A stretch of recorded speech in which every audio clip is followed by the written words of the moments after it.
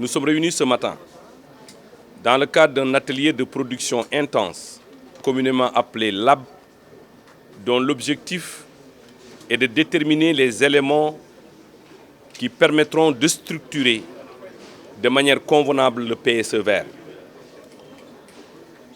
Comme vous le savez, et je pense que vous l'avez remarqué, la présence du nouveau directeur général de l'Agence sénégalaise de la reforestation et de la Grande Muraille Verte. Avant de parler de l'Agence sénégalaise de la reforestation et de la Grande Muraille Verte, je vais rester sur la structuration du PSE.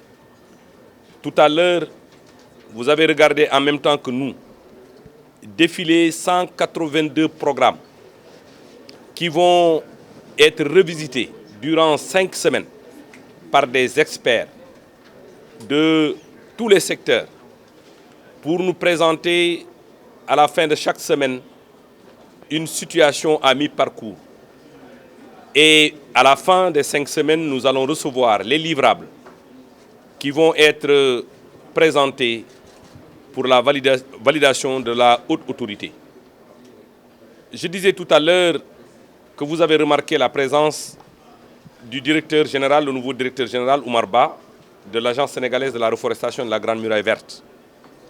Ceci pour parler d'un pan du PSE vert. Parce que le PSE vert, ce n'est pas seulement la reforestation, le reboisement inclusif et durable du territoire national, mais le PSE vert, c'est le reverdissement de notre économie.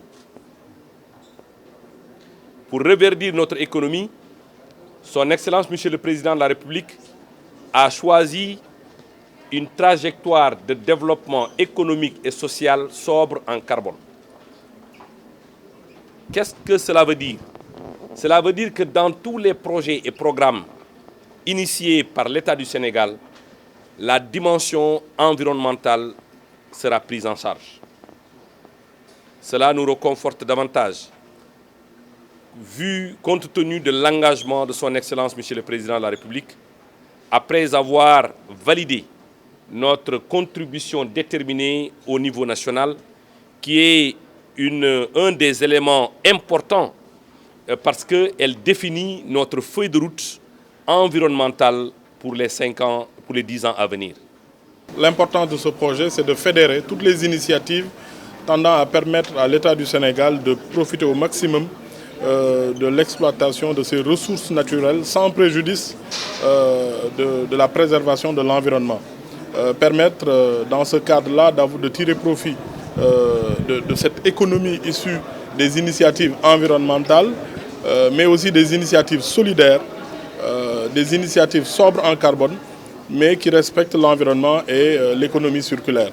Et de ce point de vue, il n'y avait pas meilleure démarche que d'avoir une démarche inclusive. C'est ce que nous prédispose cet exercice de structuration qu'on appelle les labs, qui nous permettent en 5 semaines de rassembler, d'écouter toutes les parties prenantes, les techniciens, les experts, l'État, la société civile, les partenaires au développement, le secteur privé, afin de structurer des projets. Vous avez vu tout à l'heure qu'on est parti de plus de 180 projets à 27 projets qui ont été retenus, qui vont bénéficier de ces concertations de façon à avoir une feuille de route claire afin que le Sénégal puisse avoir une croissance avec une participation très verte des secteurs liés à l'environnement. C'est aussi un appel que nous lançons au secteur privé. Vous l'avez vu, tout ce qui est environnemental, ce n'est pas seulement des politiques de préservation, mais il y a de la valeur ajoutée économique à tirer de ces secteurs. Et le futur du monde, c'est une croissance forte pour les pays en développement comme les nôtres, mais aussi l'inclusion de ces aspects de réduction des gaz à effet de serre, mais aussi l'inclusion de l'économie circulaire dans ces sujets-là. Donc c'est un peu l'intérêt de cette rencontre avec tous nos partenaires au développement et les institutions internationales qui appuient le Sénégal dans cette ambition d'avoir un secteur de la croissance verte soutenu, encadré et utile pour toutes les populations. tout cela va être issu de ces discussions-là, parce que la démarche de l'État, c'est de ne pas imposer un projet sans créer les conditions d'une concertation avec les acteurs. Dans tout ce qui est politique environnementale, il y a le ministère, mais il y a les parties prenantes, il y a les porteurs de projets, les partenaires au développement.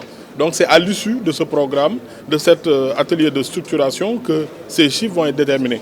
Mais il ne faut pas oublier que depuis 2019, le président de la République a mis en place une politique de reforestation avec déjà plus de 50 000 emplois qui sont ciblés. Je pense que le programme Xëyu Ndaw Ñi a déjà fait un grand pas en avant avec un peu plus de 10 000 agents qui ont été recrutés pour participer à ces politiques de renforcement de notre capital forestier. Maintenant, ce qu'il ne faut pas oublier, c'est que le programme PSE Vert n'est pas seulement un programme de préservation de la nature. C'est aussi un programme pour créer des opportunités dans le milieu environnemental et que ce soit un secteur économique comme les autres, nonobstant la nécessité de préservation de notre environnement, de la durabilité de nos ressources, mais aussi l'inclusion avec de l'économie solidaire.